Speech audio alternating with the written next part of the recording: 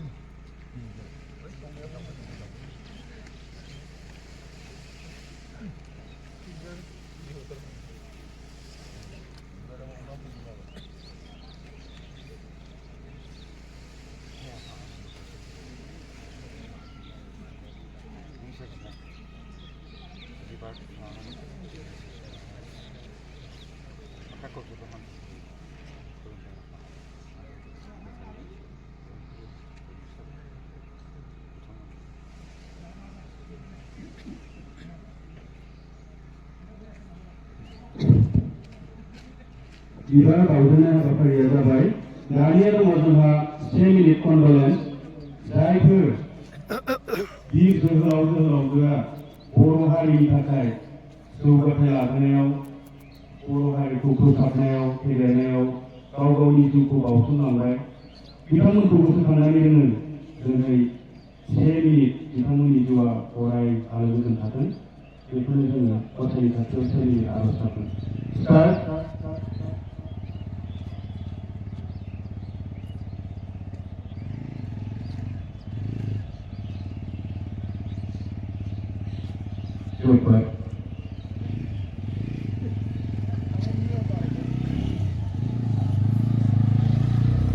जोङो मुंख्लंखौ बावजेनगिरिजों बावनाय हाबाखौ मावबाय।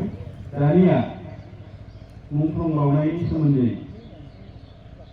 बावजेनगिरि मानगोनां गोजाय दुलाराय बर' हारिमु आफादनि लोगो आफादगिरि बिथां नायां रंजा मुसाहारिखौ फंनैसो बिबुंथि लाखिनो थाखाय खावलायहरनाय जाबाय। जोङो माखासेफोरा बयबो बावबाय थानो हागोन, खुलुमबाय थानो हागोन।